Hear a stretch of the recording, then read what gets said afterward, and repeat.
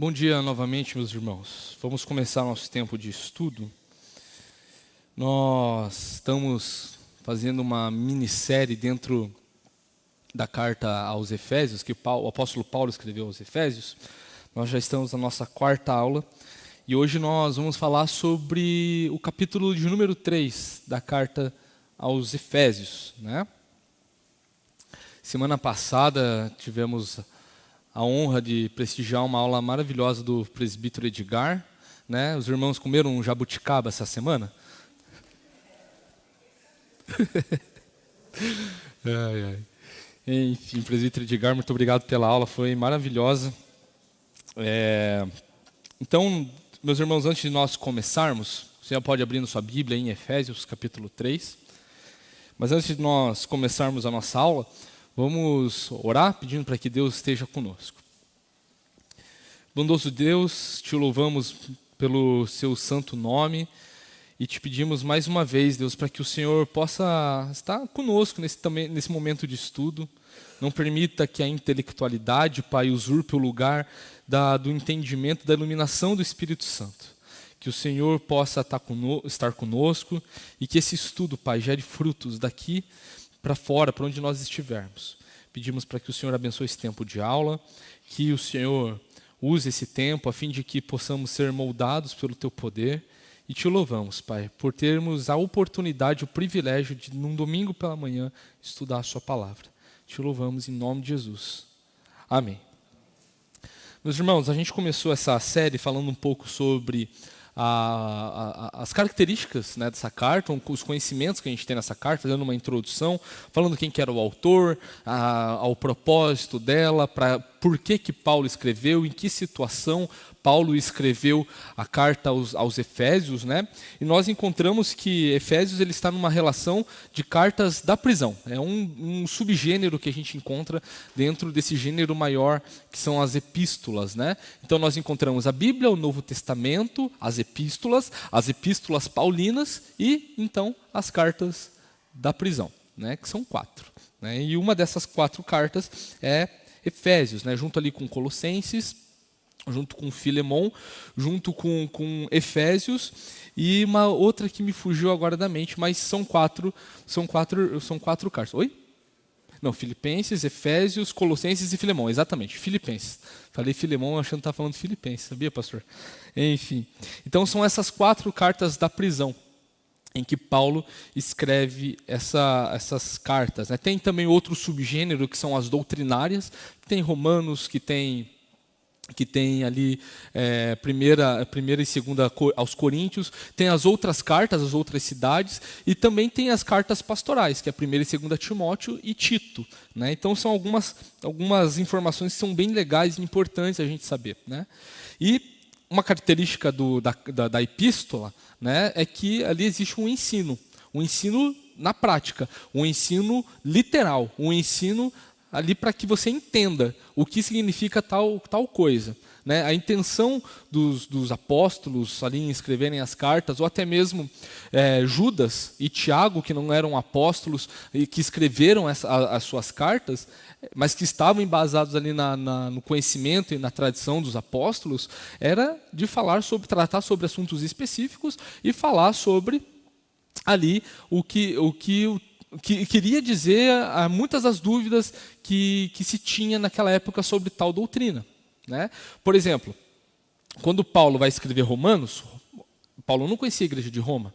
Paulo, então, ele se vê ali numa situação onde ele fala que ele quer conhecer a igreja de Roma, mas que ele precisa ensinar aquele povo, olha, vamos falar agora sobre queda, agora vamos falar sobre justificação, aqui vamos falar sobre a continuidade, sobre a regeneração, vamos falar sobre aliança, vamos falar sobre predestinação. Então tem uma intenção de Paulo e também dos outros autores em falar sobre determinados assuntos bem específicos. É por isso que quando nós lemos a epístola, nós podemos assim ter a certeza de que ali é um ensino puro, de que aquilo que está sendo dito não é algo obscuro, são textos que esclarecem. Dentro da hermenêutica bíblica, nós entendemos que existem textos que se complementam. Existem textos onde a Bíblia ela mesma se interpreta, onde isso vai se aplicar. vai se aplicar em textos que são obscuros e em textos que são claros, onde o mais claro esclarece o mais obscuro. E muitos desses textos estão nas epístolas, onde não apenas Paulo, mas outros escritores, como Pedro, por exemplo, tem essa intenção de explicar ali para o povo, onde num contexto em que o Novo Testamento ainda estava sendo escrito, então todo o conhecimento da revelação de Deus ainda não havia sido ali revelada, né? Estava em processo ainda de inspiração a Bíblia no primeiro século. Então, na aula seguinte, Efésios 1, foi o pastor Patrick que pôde nos dar essa aula, nós vimos ali em Efésios 1 sobre o plano eterno de Deus, onde ele escolhe a igreja em Cristo para a salvação. E ali a gente vê toda a ação de Deus no que diz respeito a essa ação. A gente vai ver sobre predestinação, nós vamos ver ali sobre a ação de Deus em manter a igreja em santidade. A gente vê a grandeza que é esse chamado, que a riqueza da herança e da suprema grandeza do poder que estava à disposição da igreja, de que a história estava ali culminando para que existisse esse momento da igreja, existisse a era da igreja. Tudo estava convergindo para isso, dentro da progressão, da revelação do Antigo Testamento, as promessas se cumprindo através da pessoa de Jesus e também na realização da igreja visível, porque a igreja invisível sempre houve, e a gente vai falar um pouquinho sobre isso hoje em Efésios 3. Semana passada, né, dentro da aula que o presbítero Edgar pôde ministrar para a gente, nós vemos ali o estado de perdição e a condenação que se encontram tanto judeus quanto gentios, onde todos estão mortos em seus delitos e pecados, todos são inimigos de Deus, todos são escravos da carne, são escravos do mundo, são escravos do diabo. Mas nós também vemos ali que existe uma situação específica dos gentios, que eles estão separados de Deus e também separados do povo de Deus, mas que ambos, tanto judeus e gentios, eles foram reconciliados para formar um só povo. Um só povo. E aqui eu só queria fazer um parênteses, porque existem doutrinas que vão falar, e a gente vai falar bastante disso, pastor Patrick, na aula, na série de Apocalipse, onde a gente vai explanar algumas linhas de interpretação do Apocalipse, e uma dessas linhas a gente não vai fazer questão assim, falar assim, de denegrir a visão, óbvio que não, mas a gente vai enfatizar que a visão dispensacionalista ela é equivocada, extremamente equivocada, porque ela basicamente vai falar que Deus ele trata com a igreja e que existe agora um intervalo com Israel, melhor dizendo, Deus ele trata com Israel, existe então um intervalo, já que Israel rejeitou a vinda do Messias. Então, nesse intervalo, ele trata com a igreja. Daí ele arrebata a igreja antes da grande tribulação. E agora volta a tratar com Israel, porque Deus tem dois povos. Mas o texto de Efésios 2 deixa muito claro que judeus e gentios se tornam um só povo. Se tornam um só povo. E não é uma linha, não é um método que está nos dizendo isso. É a própria palavra de Deus que nos fala isso. Existe um só povo. Judeus e gentios fazem parte desse mesmo povo. Não por causa da sua etnia, mas por causa de uma coisa em comum. A fé em Jesus Cristo. É isso que torna um só povo. Tanto que o apóstolo Paulo vai falar em Romanos 9 que existem judeus, existem israelitas que não são do povo de Israel. Existem israelitas e israelitas. Ele está querendo dizer que dentro do povo, da nação de Israel, tem gente que não é povo de Deus e tem gente que é povo de Deus. É basicamente isso. E ficou muito clara a aula da semana passada. E hoje eu gostaria de expor aí para os irmãos, para que a gente pudesse estar conversando também, dentro do capítulo 3 de Efésios. Então convido você a abrir, se você ainda não abriu, lá em Efésios, na carta que o apóstolo Paulo escreveu aos Efésios, capítulo 3, e vamos fazer a leitura aqui, tá bom?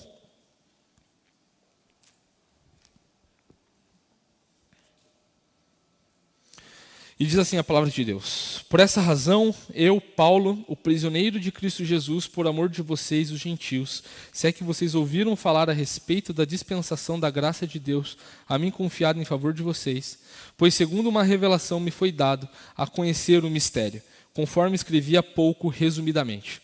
Ao lerem o que escrevi, poderão entender a minha compreensão do mistério de Cristo, o qual em outras gerações não foi dado a conhecer aos filhos dos homens, como agora foi revelado aos seus santos apóstolos e profetas pelo Espírito. O mistério é que os gentios são co-herdeiros, membros do mesmo corpo e coparticipantes da promessa em Cristo Jesus, por meio do Evangelho, no qual fui constituído ministro conforme o dom da graça de Deus a mim concedida, segundo a força operante do seu poder. A mim, o menor de todos os santos, foi dada essa graça de pregar aos gentios o evangelho das insondáveis riquezas de Cristo e manifestar a todos qual é a dispensação do mistério que durante tempos passados esteve oculto em Deus, que criou todas as coisas. E isso para que agora, pela igreja, a multiforme sabedoria de Deus se torne conhecida dos principados e das potestades das regiões celestiais, segundo o eterno propósito que Deus estabeleceu em Cristo Jesus, nosso Senhor. Em Cristo temos ousadia e acesso a Deus com confiança, mediante a fé nele. Portanto, eu peço que não desanimem por causa das minhas tribulações em favor de vocês, pois isso é motivo de honra para vocês. Por essa razão eu me ponho de joelhos diante do Pai, de quem toda a família nos céus e na terra recebe o nome. Peço a Deus que, segundo a riqueza da sua glória, conceda a vocês que sejam fortalecidos com poder, mediante o seu Espírito no íntimo de cada um. E assim, pela fé, que Cristo habite no coração de vocês, estando vocês enraizados e alicerçados em amor. Isso para que, com todos os santos, vocês possam compreender qual é a largura, o comprimento, a altura, a profundidade e conhecer o amor de Cristo que excede todo o entendimento, para que vocês fiquem cheios de toda a plenitude de Deus. Ora, aquele que é poderoso para fazer infinitamente mais do que tudo que pedimos ou pensamos, conforme o seu poder que opera em nós, a ele seja a glória, na igreja e em Cristo Jesus, por todas as gerações, para todos sempre. Amém. Esse texto aqui é maravilhoso, é maravilhoso. E a gente vai chegar ali no versículo 14, e eu já vou dar um spoiler aqui para os irmãos, de que muitos chamam essa oração, e eu concordo, que é a oração mais poderosa de todos os tempos. De todos os tempos, a oração mais, assim, uau, sabe? Então, dando início ao nosso estudo, vamos pelo começo, vamos começar pelo começo, capítulo 3, versículo 1. Nós vemos aqui Paulo, ele novamente dando uma evidência de que é ele que é o escritor dos Efésios. Não sei se os irmãos lembram, na aula introdutória a gente falou um pouco sobre a possibilidade de que existe uma linha de estudo em que talvez não tenha sido Paulo que tenha sido o autor de Efésios, e que talvez nem essa carta tenha sido destinada primeiramente aos Efésios, né? De que pelo estilo que muitos tentam identificar aqui, pode ser que tenha sido uma outra pessoa, que era comum por essa carta ser uma carta circular e ter sido muito provavelmente escrita junto com Colossenses, porque são gêmeas, né? Lembra dessa expressão, cartas gêmeas? De que apresentam doutrina muito parecida e muito semelhante, espelhada até mesmo na estrutura da metade ser doutrinária e da metade ser prática, né? Então, tem gente que fala que talvez não tenha sido isso, mas nós encontramos muita base para dizer que foi o apóstolo Paulo quem escreveu a carta aos Efésios, né? Ou seja, originalmente aos Efésios ou não, boa parte dos manuscritos está escrito lá, aos Efésios, né? E aqui novamente dando evidência de que Paulo ele é o escritor desse texto, onde ele fala, por esta razão, eu, Paulo, o prisioneiro de Cristo Jesus, por amor de vocês, os gentios. E é interessante aqui, o que Paulo ele está numa condição de prisão, mas ele não está vendo isso como algo, de fato, uma prisão para ele. Porque ele está falando, ele está orando, ele está conversando, intercedendo pelos seus irmãos, não apenas da igreja de Éfeso, mas também das outras igrejas pelas quais Paulo passou e até mesmo plantou. Então, É interessante ver como Paulo, estando em prisão, ele fala que ele é prisioneiro de Cristo. Nessa época, o imperador já era Nero, o grande e terrível imperador da antiguidade dentro do Império Romano, que muitos pensavam que ele era o anticristo, de tantas maldades que ele fazia, de por exemplo, acender a cidade à noite com um cristão. Pega lá, vamos fazer um tocha humana? Foi lá que surgiu essa brutalidade, né, de iluminar a cidade com os cristãos vivos ainda, como forma de castigo, né? Esse era o imperador da época. Paulo estava preso sobre este domínio, era a primeira prisão de Paulo. Paulo ainda não seria morto ainda nessa prisão, seria na segunda prisão, onde ele escreve 2 Timóteo, né? Então, mas Paulo ele se via não como prisioneiro de Nero, Paulo não se via como prisioneiro de Roma. Paulo, por causa do evangelho, e era por isso que ele estava preso, ele se via como prisioneiro de Cristo. Isso não era uma coisa ruim necessariamente. Muito pelo contrário.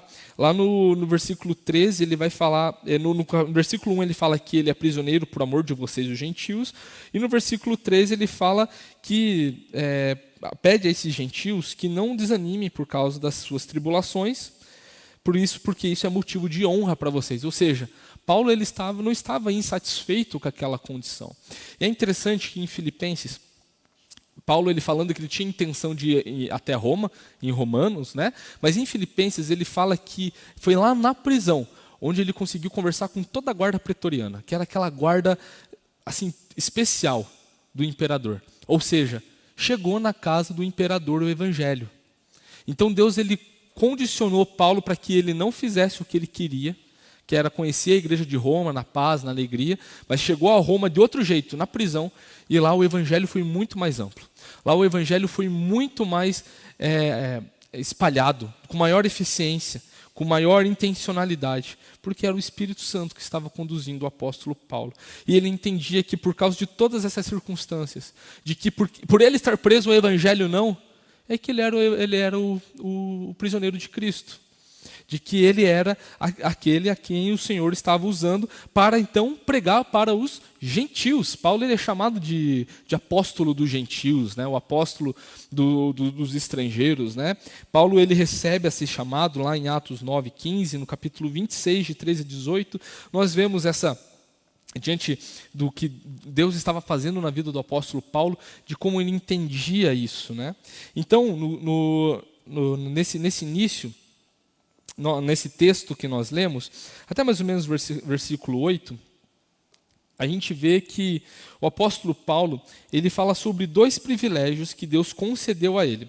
Nos versículos 3, ali, no versículo 3 exatamente, está falando que ele recebeu uma revelação.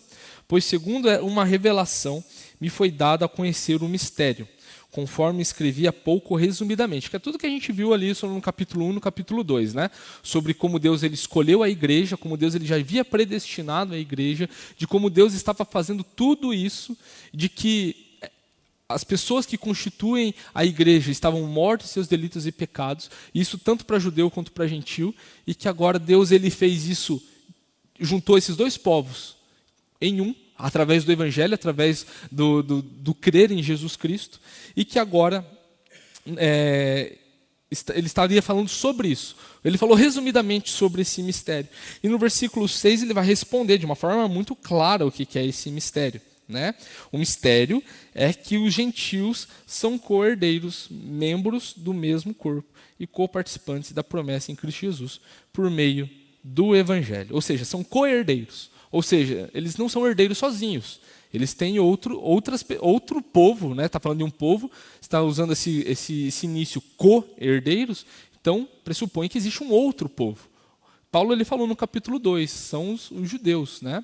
Então, o mistério é esse, de que as promessas do Antigo Testamento e na realização e no cumprimento na pessoa de Cristo e no surgimento da igreja, que originalmente era só de judeus, isso também foi revelado aos gentios, ou seja, pessoas que não eram judias, pessoas que não pertenciam originalmente, etnicamente, ao povo de Israel.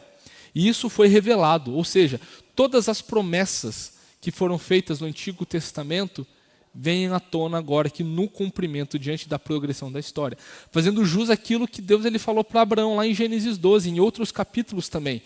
Ele também falou para Isaac e para Jacó: por meio de você abençoarei todas as famílias da terra. É por isso que nós precisamos ler a Bíblia como uma única aliança, como uma única promessa, onde Deus ele tem tratado a mesma aliança de uma forma progressiva na história, não separada. João Calvino ele faz uma analogia incrível. Ele joga essa analogia comparando com um pai e um filho, onde o pai ele vai tratar o filho nas suas mais diversas fases, mas não vai deixar de ser filho, mas vai tratar diferente. Quando criança vai tratar como criança, quando adolescente vai tratar como adolescente, quando adulto vai tratar como adulto. Não vai tratar adulto como criança ou como adolescente, não vai tratar o adolescente como adulto ou como criança, ou a criança como adulto e adolescente. Vai tratar na determinada época da sua vida. E é basicamente isso que diz respeito à aliança de Deus, né? Onde Deus ele tem uma única aliança e Deus ele revela ao longo de toda a progressão da história, onde o ápice, Paulo ele vai usar essa expressão, né, na plenitude do tempo, né, ou seja, quando tudo se cumpriu em Jesus, tudo convergiu em Cristo, isso agora se faz real na vida da igreja. É por isso que Paulo ele vai concluir, depois a gente vai falar um pouco mais, ele vai lá no capítulo 21, ele não está falando apenas da igreja, ele está falando na igreja e em Cristo Jesus, tratando tudo isso como a realização das promessas do Antigo Testamento. Esse era um mistério, onde as coisas que eram prometidas inicialmente ou superficialmente, ali dentro da mentalidade judaica, apenas ao povo de Deus, isso agora, na verdade, nunca foi só para os judeus. Sempre foi para o povo de Deus, a Israel de Deus, a verdadeira Israel, que sempre existiu. Que Paulo, no capítulo 1, começa falando: predestinados, desde antes da fundação do mundo. A igreja escolhida, a igreja santa, eleita. Esse é o grande mistério, de que o povo de Deus é constituído por aqueles que creem no Evangelho de Jesus. Esse é um mistério. No começo desse tempo, na nossa devocional, nós falamos um pouco sobre isso. Nós falamos sobre como Deus estava ali recebendo os estrangeiros, diante de uma promessa que Ele tinha feito lá para Abraão, primeiramente, de que por meio da sua descendência serão benditas todas as famílias da terra. Todas as famílias da terra serão abençoadas por causa da sua descendência. Diante de uma progressão, de uma promessa de descendência, lá no Éden, logo depois da queda, onde o descendente da mulher esmagaria a cabeça da serpente. Existe uma progressão nesse grande mistério. E a palavra mistério aqui, é importante a gente esclarecer isso, que a palavra mistério ela não tem o mesmo significado aparente que tem para nós, né? Mistério, na língua portuguesa, ela tem a ver com algo obscuro, algo que você não consegue ver, algo que você talvez só perscrute ali, esteja em volta, mas não tem certeza, é algo misterioso. Mas a palavra aqui, mistério, no grego é mysterion, né? E ela tem um sentido diferente, ela tem o sentido de dizer que existe um segredo que já foi revelado. Ela tem esse sentido, né? Quando a gente vai ver, por exemplo, a tradução na Bíblia latina, né, a Vulgata, por exemplo, a palavra mysterion, ela é traduzida pela palavra sacramentum, onde diz respeito àquilo que é sagrado com juramento. Então ela é traduzida dessa forma. Então nós precisamos entender que, às vezes a gente não pode pegar uma palavra e entender, mas a Bíblia está falando mysterion, então só pode ser mistério, né? Tem uma palavrinha, pastor Lucas, em inglês chamado arm, que é ARM, né? Que você vai pensar, não, é arma, né? Mas em inglês, não, arm não é arma, é braço, né? Não tem nada a ver. Então a gente precisa ter esses cuidados, às vezes, com a língua, para que a gente não corra o risco de fazer uma má interpretação. Então a palavra mysterion aqui, ela tem esse sentido, de que algo que antigamente era um segredo, mas que agora foi revelado. E foi revelado. Isso foi escancarado, isso não foi entendido. Isso não foi simplesmente tinha um mistério ali de que você precisaria juntar uma pecinha aqui, uma pecinha colar e tal, e tentar chegar numa teoria de conspiração para que um dia chegasse ali, talvez seja isso. Não, isso foi dado, isso foi revelado, isso não foi conquistado pelo intelecto, isso não foi simplesmente achado, isso foi dado. O mistério ele diz respeito a isso, a algo que foi revelado, algo que antigamente não era tão claro assim, mas que era um segredo, mas que foram revelados. Existem mistérios na Bíblia em que a gente precisa, por meio da fé, entender como que é o que Deus exige. Por exemplo, como que a gente entende responsabilidade humana e soberania de Deus? É um dilema, na verdade. É um grande dilema. Como que a gente entende a Trindade? Que são 3 pessoas que, na verdade, é um Deus. Como que a gente entende isso? Nós precisamos entender que a Bíblia ela vai falar aquilo que é suficiente para a nossa salvação. A Bíblia vai falar o que é suficiente para que nós conheçamos quem é Deus, para que nós conheçamos quem é Jesus e o que Ele fez por nós. Nós precisamos entender que a palavra de Deus ela é suficiente para que andemos em justiça perante o Senhor. Existem coisas, lá em Deuteronômio 29, que vai falar assim, existem coisas que nos foram dadas aos homens, cabe a nós agora administrarmos isso. Mas que são coisas que não foram reveladas e que só pertencem a Deus.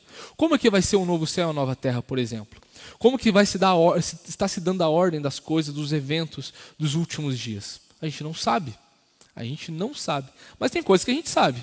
Jesus vai voltar, que o Espírito Santo habita em nós, de que vai existir o juízo final, de que nós precisamos viver em santificação constante, de que a igreja ela é um ambiente e ela é o lugar, eu não estou falando do prédio, estou falando de estarmos assim congregados juntos, onde nós seremos edificados para a santificação em Jesus Cristo. Nós temos verdades que são perfeitas e que não deve ter nenhum tipo de desentendimento, como por exemplo, Jesus é Deus. Jesus é Deus, certo? O Espírito Santo é Deus. Deus Pai é Deus. E que é difícil a gente entender como se relaciona 3 pessoas em um só Deus. Mas nós precisamos ter a fé de que existe e de que isso existe. E tem coisas que não foram reveladas e que está tudo bem. Mas o que foi revelado é suficiente para que a gente possa ter relacionamento direto com Deus. E a gente vai ver um pouquinho sobre isso aqui, né? Então, é interessante ver, eu quero ver com vocês, irmãos. Olha só que legal quando essa relação que a Bíblia trata sobre como que se dava esse mistério no Antigo Testamento e no Novo. Convido você a abrir em Hebreus, capítulo 1. Hebreus, capítulo 1, versículos de 1 a 2. O autor de Hebreus não dá nem oi, ele já começa falando aqui.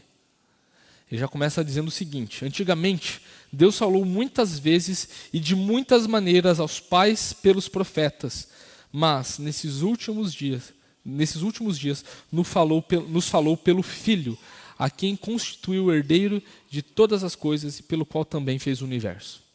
Antigamente, então, existiam os profetas, existiam os oráculos de Deus, existiam os sinais de Deus, existiam as sombras que apontavam para Cristo.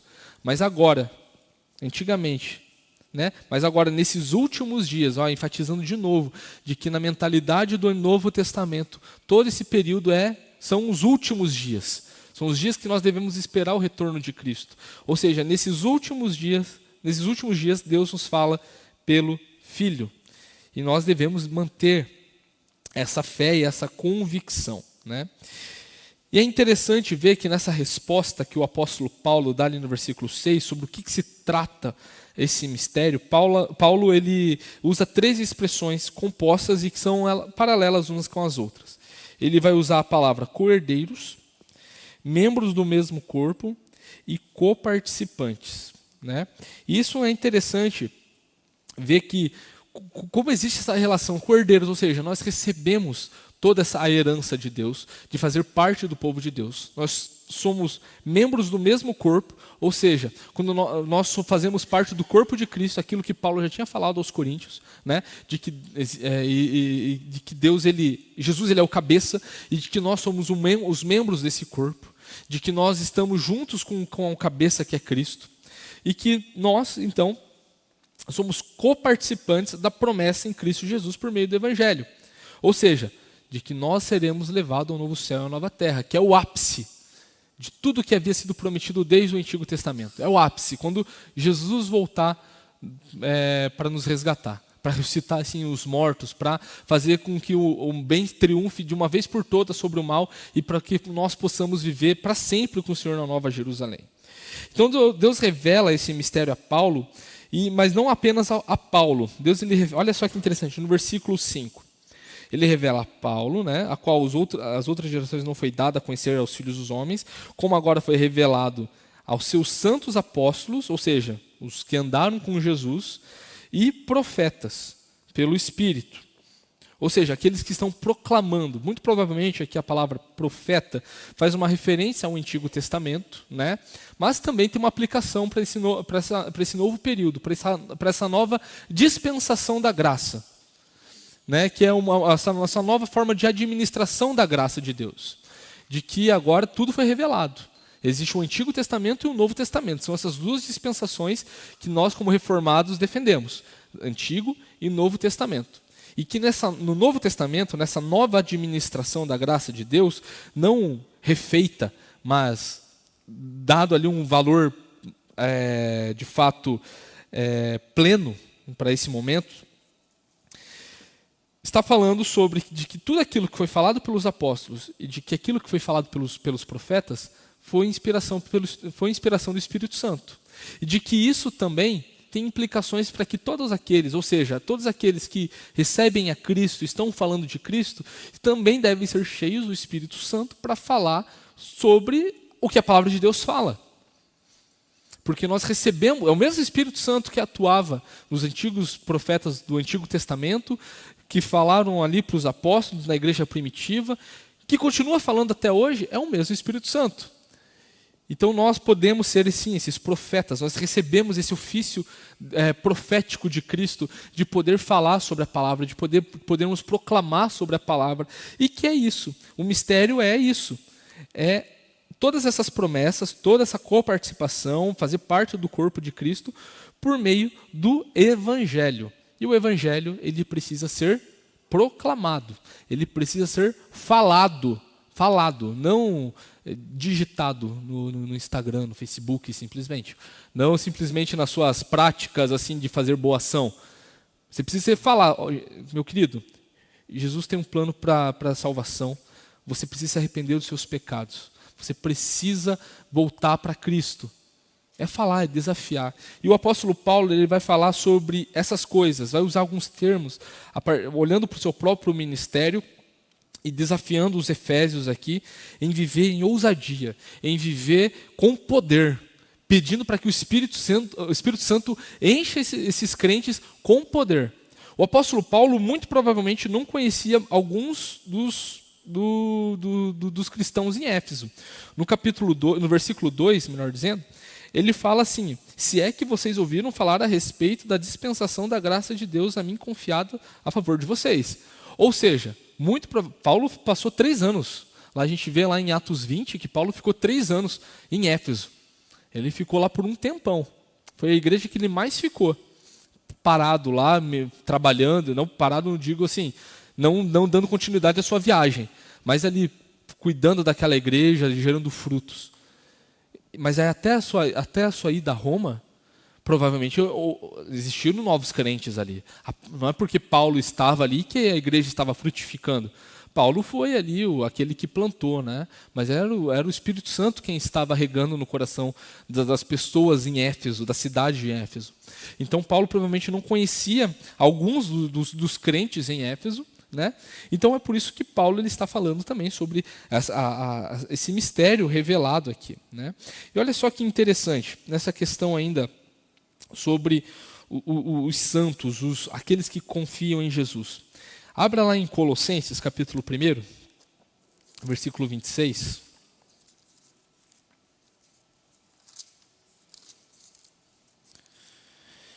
Colossenses, capítulo 1, versículo 26, diz o seguinte.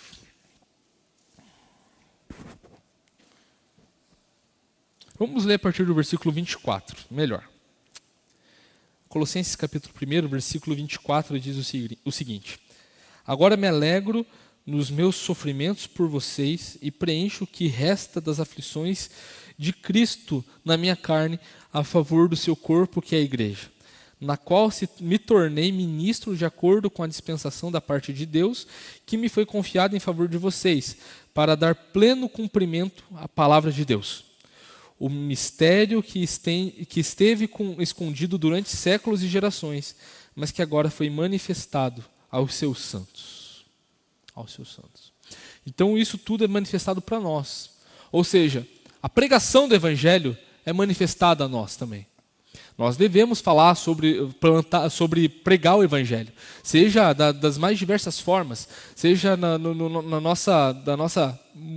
multiforme graça de Deus que se encontra, como nós vemos aqui no texto bíblico, né? Essa multiforme graça de Deus que agora, onde nós estivermos, nós podemos falar de Jesus. É claro, não estou falando aqui, o apóstolo Paulo também não está falando aqui, que o Evangelho tem que ser pregado agora de qualquer jeito, de toda maneira, custe o que custar. Não é isso. É que existem muitas formas, existem muitos meios, existem muitas maneiras de como nós podemos falar do amor de Deus. Existem jeitos, existem ambientes, existem vários lugares, existem pessoas com quem nós podemos falar. Existem várias formas, de fato, de como nós podemos falar desse grande amor de Deus. Então, Paulo, ele desenvolve o privilégio de pregar o Evangelho aqui, então, em 3 etapas. Olha só, versículo 8, dos versículos de 8 a 10, vai falar exatamente dessas etapas da pregação do Evangelho. Olha só, versículo 8 fala o seguinte: A mim, o menor de todos os santos, foi dada esta graça de pregar aos gentios o Evangelho das insondáveis riquezas de Cristo, e manifestar a todos qual é a dispensação ou administração, né, do mistério que durante tempos passados esteve oculto em Deus que criou todas as coisas.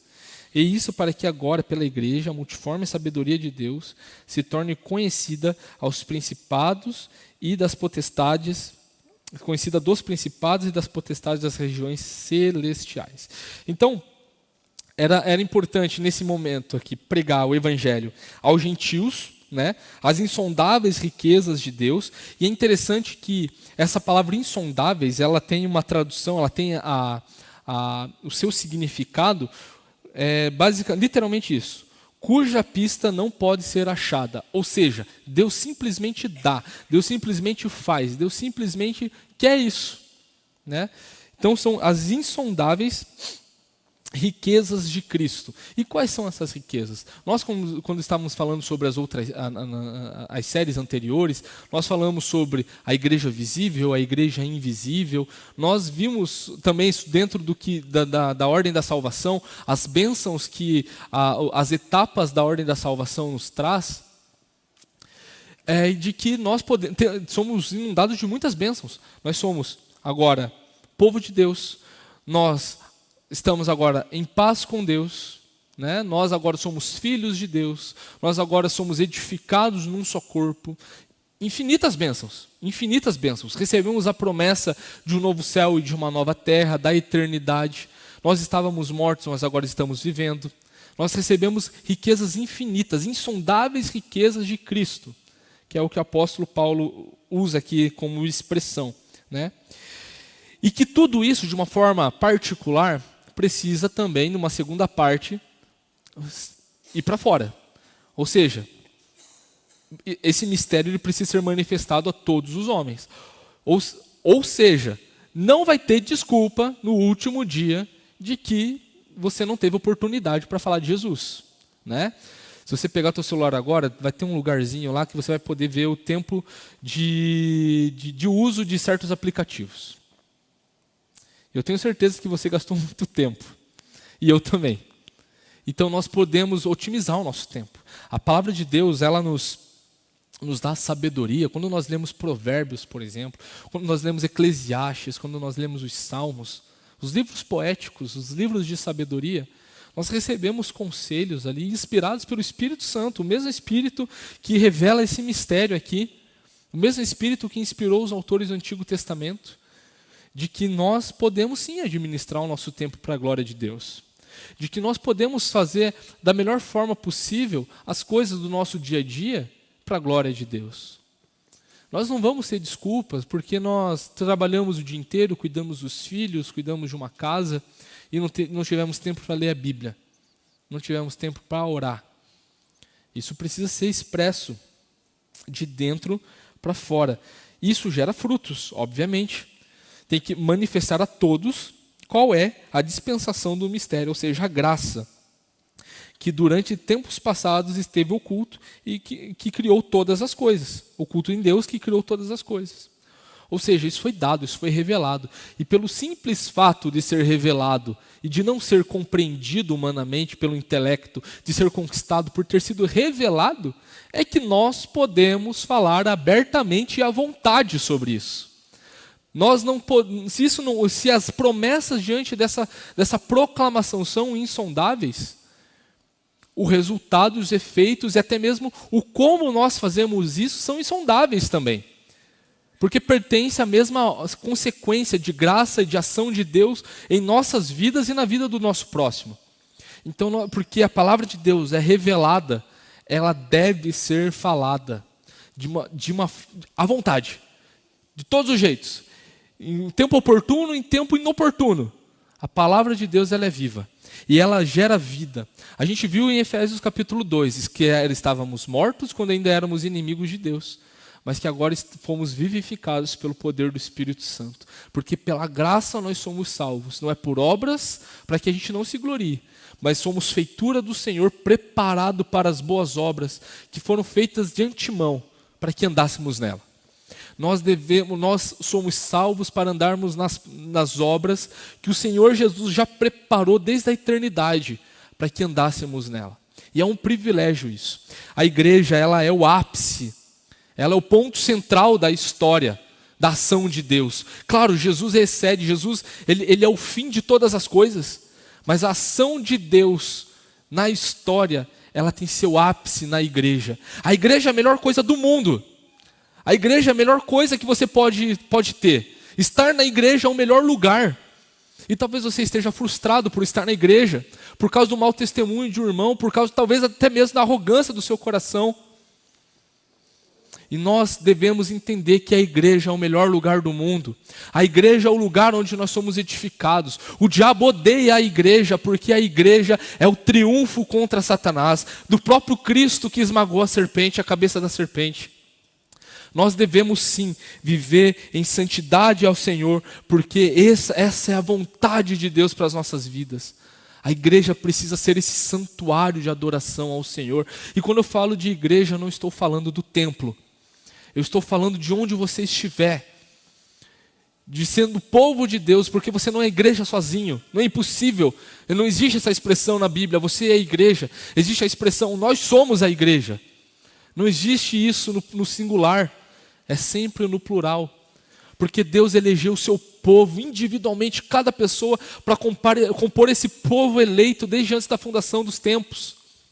Deus nos amou para que agora nós andássemos segundo a sua vontade, para que nós somos co-herdeiros, nós somos participantes do mesmo corpo de Cristo, nós somos também co-participantes dessas promessas.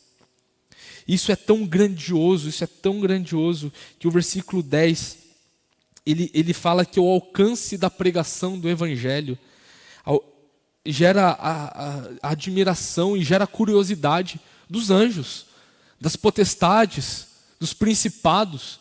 A princípio, Paulo aqui não está falando sobre o que ele vai falar lá no capítulo 6, sobre a nossa luta não ser contra a carne e contra o corpo, mas sim contra principados e potestades, porque é um termo neutro aqui no que diz respeito a uma classe de ser que existe. Não estamos falando sobre ser uma classe boa ou uma classe má, estamos falando de uma classe que existe. Eu lembro até hoje da aula do pastor Lucas, quando a gente estava falando sobre anjos. E ele explicou muito bem sobre as classes de anjos. Existem os tronos, existem os dominadores, existem as potestades, existem os principados, classes de anjos e até mesmo tipos de anjos. E que até mesmo que até mesmo esses seres que são espirituais, que habitam nas regiões celestiais, eles são... É conhecido o Evangelho. É conhecido o poder do Evangelho. Os anjos...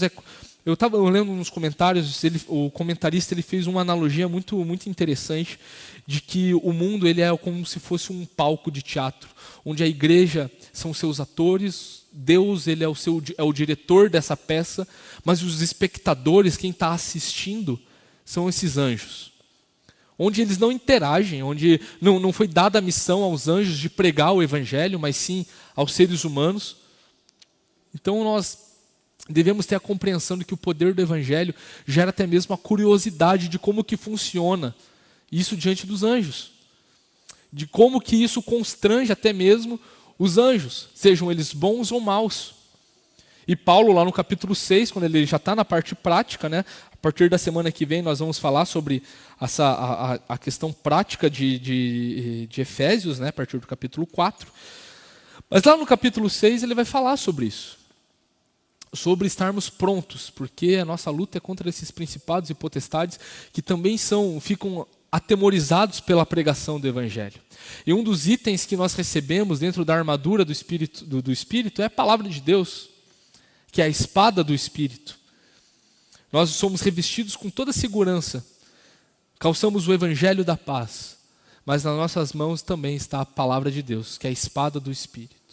Porque o Evangelho gera tremores no mundo espiritual. A pregação do Evangelho gera tremores diante do mal que existe de fato e que é manifestado até mesmo por demônios. Isso gera temores também muito bons diante dos anjos que adoram o Senhor a todo tempo. O poder do Evangelho abala céus e terra. É o elo entre esse mundo material e o mundo espiritual. Nós estamos falando de verdades eternas, na qual a matéria que se degrada não entende tanto, não faz tanto sentido. É por isso que numa sociedade tão materialista quanto a nossa, se torna tão mais complicado pregar o Evangelho. Mas o Evangelho precisa ser eficaz, e ele de fato é eficaz. A palavra de Deus nos fala da sua eficácia, do seu poder, que ele tende até mesmo a abalar céus e terra. Então aqui, nós vemos nesse texto, que nós devemos pregar então sim com ousadia. Nós devemos, no versículo 12, o apóstolo Paulo fala que, ele usa 3 palavrinhas aqui, de como que deve ser essa pregação. Em Cristo temos ousadia e acesso a Deus com confiança. Ousadia, acesso e confiança. Nós temos essa ousadia porque expressando que nós temos a liberdade plena. Lá em Hebreus capítulo 4, o autor de Hebreus vai falar que nós podemos chegar diante do trono da graça confiadamente, com ousadia. Ou seja, nós temos esse acesso diante do Senhor. Nós podemos falar do Senhor. Nós vemos no Antigo Testamento homens sendo usados por Deus que muitas vezes tinham medo, mas o Senhor é contigo. É o que a palavra de Deus fala. No devocional da semana passada, nós vimos exatamente isso. Deus falando com Josué: eu sou contigo, seja forte e corajoso. Só que agora é muito mais revelado. Agora alcançamos o ápice da revelação em Cristo Jesus. E consequentemente, nós devemos ter mais ousadia, nós temos mais acesso e devemos ter mais confiança para chegarmos diante de Deus e assim pregar o Evangelho. A palavra de Deus nos ensina isso. A igreja ela tem esse propósito na história. A igreja, e é interessante ver, agora entrando na parte final aqui do nosso texto, a oração que Paulo faz, e assim ele começa Efésios com uma oração nessa parte mais teórica, mais doutrinária, melhor dizendo, não teórica, doutrinária, e conclui essa parte doutrinária também com uma outra oração. Ele vai falar aqui ele demonstra uma postura no capítulo 14, a palavra de Deus não torna como sagrado uma postura de oração. No Antigo Testamento era comum os judeus orarem de pé, às vezes até Salomão a gente vê que ele orava com os braços levantados e com o rosto para cima. Aqui nós vemos que o apóstolo Paulo, ele ora de joelhos diante do Pai, né? Mas isso demonstra um quebrantamento de coração também. Né, de que diante da situação onde ele está, diante da tribulação que ele se encontra, Paulo ele se vê feliz diante disso tudo. É o mesmo contexto que de Filipenses, onde ele vai ensinar que a felicidade, o segredo da felicidade, da alegria, é a humildade em Cristo Jesus. Né? E aqui ele se encontra em uma posição humilde. Né? E aqui no versículo 15 é interessante, ele fala assim, no versículo 14, por essa razão eu me ponho de joelhos diante do Pai. Versículo 15, de quem toda a família nos céus e na terra recebe o nome. E esse texto aqui é interessante, versículo 15, porque ele é uma das bases para que a gente coloque uma doutrina, tenha uma doutrina, que é a doutrina da igreja militante e da igreja triunfante. Nós já falamos sobre a igreja visível e a igreja invisível, né? E essas duas terminologias estão dentro dessas, né? A igreja militante, somos nós aqui, a igreja de Cristo, que habita nessa terra, que é povo eleito do Senhor, mas que está aqui com a missão de proclamar o Evangelho. Igreja triunfante, aqueles irmãos que muito provavelmente já se foram, que estão agora com o Senhor no paraíso, recebendo as bênçãos e sendo abençoados e tendo consolo no Senhor Jesus, tendo alegria, tendo consciência daquilo que estão vivendo em Cristo. Triunfaram. Não existe mais mal, não existe mais queda para eles. Mas enquanto isso, como igreja triunfante, nós devemos viver dessa forma, pregando o Evangelho. Uma igreja militante, melhor dizendo. Uma igreja que continua e cada passo que dá avança, que cada passo que vai conquista, não territorialmente, diferente das outras religiões, que fazem suas conquistas geográficas e delimitam isso como o poder da sua fé. Não é isso. Uma igreja que vai com ousadia, com coragem, com poder, falar do Evangelho para aqueles que ainda não creem. E de fato aquelas pessoas começam a crer. Uma igreja que está militando, lutando contra as potestades do ar, contra os principados. Né? E nós devemos sim entender isso, de que nós somos a igreja aqui militante, embora nós tenhamos a promessa da igreja triunfante. E nós vamos receber isso um dia, seja na nossa morte, estando com Jesus, ou na sua volta, que é o que a gente mais espera, né? Na volta de Jesus, quando tudo isso aqui acabar, onde ele vai vir destruir seus inimigos e onde nós estaremos com ele eternamente. E é interessante aqui que o apóstolo Paulo ele fala no versículo 15, que ele recebe um nome, né? Ele recebe um nome, e é interessante ver que receber o nome na mentalidade da antiguidade era basicamente ter autoridade sobre aquele indivíduo. Se você conhecia o nome daquela pessoa, se você invocava o nome daquela pessoa, você tinha autoridade sobre aquela pessoa. Né? Isso era também crido quando a gente vai ver os evangelhos, isso fica muito claro. Né? Por exemplo, em Marcos capítulo 5, quando Jesus ele encontra o endemoniado gadareno, né? E Jesus ele pergunta qual que é o seu nome. Jesus não estava fazendo uma entrevista ali, mas Jesus estava deixando claro que ele estava exercendo uma autoridade que ele já tinha ganhado de Satanás lá na tentação do deserto. E que aquele endemoniado ele invoca, ele se prostra, é interessante que ele se prostra, invoca o nome de Deus para acabar com aquilo, porque fala assim, olha, Jesus, você não tem autoridade aqui não, mas Jesus pergunta o nome. E a audácia daqueles demônios é não falar o nome, é falar que eles eram legião. Eles não falam o nome, mas Jesus ainda exerce essa autoridade e os expulsa. Então ter autoridade sobre quem fosse na mentalidade antiga, judaica principalmente, era exercer domínio sobre aquilo ou aquele. Então o texto está falando aqui que Deus Pai, ele é quem tem autoridade sobre toda a família, nos céus e na terra. Ou seja, aquilo que Jesus falou, não é verdade? Nenhuma das minhas ovelhas sairá da minha mão. Nenhuma das minhas ovelhas será tirada da minha mão. E nós podemos lembrar disso sempre. Precisamos então ser fortalecidos por esse poder de Deus, né? E precisamos ser fortalecidos com poder, porque somos fracos, porque o diabo ele é astuto, porque nosso homem interior, né? Nossa mentalidade, o nosso coração, a nossa vontade, ela é inclinada para o mal. E é por isso que ela é tão dependente do poder de Deus, né? Para viver essa santidade contínua. É isso que o apóstolo Paulo vai falando ao longo dessa oração.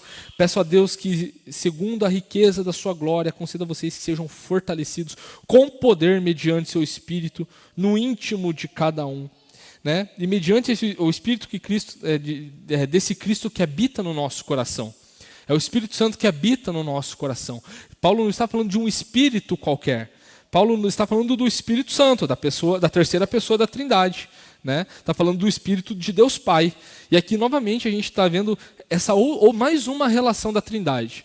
Que ele roga a Deus Pai para que o seu Espírito habite no íntimo de cada um pela fé em Cristo. Por causa dessa fé em Cristo. Lembram da aula introdutória sobre aquelas fórmulas da Trindade, que a gente viu algumas? Aqui nós encontramos mais uma, onde Paulo está fazendo mais uma oração, para que sejamos cheios do Espírito Santo, por causa da fé que temos em Jesus Cristo, e ele pede isso ao Pai. Ou seja, você quer ser cheio do Espírito Santo, meu irmão? Pede a Deus. Pede a Deus. Tenha fé em Jesus. Continue lutando as suas lutas, porque Deus é contigo. Deus ele faz morada e ele está contigo aqui. Né? E o texto deixa isso muito claro. E é interessante que o versículo 17, aqui olha só, diz assim: e assim pela fé que Cristo habite no coração de vocês, estando vocês enraizados e alicerçados em amor. Fazendo uma comparação com Colossenses 2:9, a gente vê aqui que o apóstolo Paulo ele fala assim: porque nele habita corporalmente toda a plenitude da divindade. Aqui Paulo está falando sobre a divindade de Cristo, né? Mas ele usa a mesma palavra, habitar. E habitar aqui ele tem dois significados. A palavra habitar, existem duas palavras, melhor dizendo, para a palavra habitar no grego. A primeira palavra diz respeito a um estrangeiro que habita em Israel, por exemplo. A gente viu na devocional de hoje, né? Um estrangeiro que habita. Só que aqui, a palavra habitar que o apóstolo Paulo utiliza, ela tem o significado de que que é o dono da casa que habita ali e que vive à vontade. E é essa mesma palavra que o apóstolo Paulo está falando aqui no versículo 17. E assim, pela fé que Cristo habite, ou seja, que Cristo faça morada, esteja à vontade dentro de você, no coração de vocês, estando vocês enraizados, ou seja, firmes e alicerçados, ou seja, sólidos em amor. Está falando com a igreja, está falando com o povo de Deus, está falando não para uma pessoa específica, ou seja, vocês têm que viver em amor fraternal. Isso vai ser a evidência de que Jesus de fato está habitando o seu coração. É isso que eu estou pedindo para que aconteça, e isso a gente precisa estar pedindo constantemente, né? E Paulo ele ora para que os crentes eles sejam fortalecidos nesse amor. E nos versículos 18 e 19, olha só que interessante. Paulo ele vai usar duas palavrinhas aqui. Isso para que todos os santos, para que com todos os santos vocês possam compreender qual é a largura, o comprimento, a altura e a profundidade e conhecer o amor de Cristo. A palavra compreender aqui ela tem um sentido intelectual mesmo. Ela é intelectual. Aquilo que foi revelado pode ser entendido, pode ser compreendido, pode ser estudado. É por isso que nós devemos estudar a Bíblia. É por isso que nós devemos abrir a Bíblia e não apenas fazer uma leitura ali, tipo, nossa, agora é a hora da minha leitura da Bíblia. Né? E não ser ministrado. Nós devemos ser ministrados pela palavra. Devemos buscar o conhecimento. Não entendi essa palavra. Devemos buscar o conhecimento e ir atrás. Hoje a gente tem muito material disponível, até mesmo gratuito, por aí, para que a gente possa compreender o que o texto está nos falando de uma forma muito clara. E conhecer. né, conhecimento com o objetivo de amar a Cristo, de ter profunda experiência, ou seja, de ter a proximidade, de conhecer de uma forma íntima. Lembram quando Jó, no capítulo 42, versículo 5, ele diz o seguinte: antes eu só ouvia falar do Senhor, mas agora os meus olhos te veem. É basicamente isso. Antes eu tinha conhecimento de Deus, eu compreendia que Deus existia, compreendia que Deus ele necessitava de sacrifícios aqui para a minha família, mas depois de todo esse sofrimento que eu passei, depois diante dessa experiência magnífica que eu tive com o Senhor, diante do sofrimento, eu agora conheço o Senhor, agora eu tenho intimidade com o Senhor. E Paulo ele termina aqui o texto, né,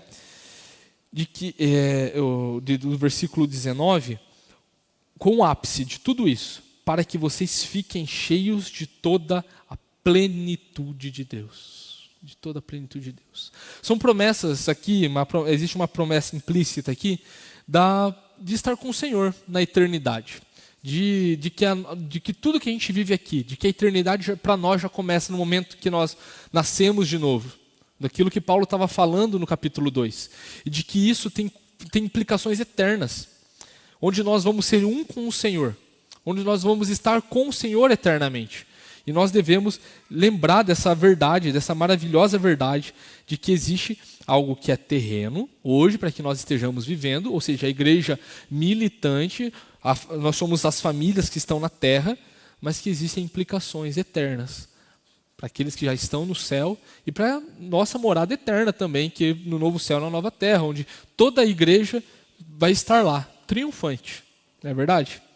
E Paulo ele termina com uma adoração, no capítulo 20, no versículo 20, versículo 21. Ora, aquele que é poderoso para fazer infinitamente mais do que tudo que pedimos ou pensamos, conforme o seu poder que opera em nós, a ele seja a glória na igreja em Cristo Jesus por todas as gerações, para todos sempre. Amém. E então, Paulo está falando assim, olha, vocês têm pedidos, vocês podem fazer seus pedidos, mas tem coisas que talvez vocês nem saibam que queiram, mas Deus ele pode realizar isso. Talvez tem coisas que vocês precisam, não é o que você quer, mas é o que você precisa. Deus vai te dar isso. E nós podemos viver nessa segurança de que Deus ele é nosso Pai de amor. Paulo ele começa a oração falando que por essa razão eu me ponho de joelhos diante do Pai. E é um Pai que presenteia, é um Pai que dá.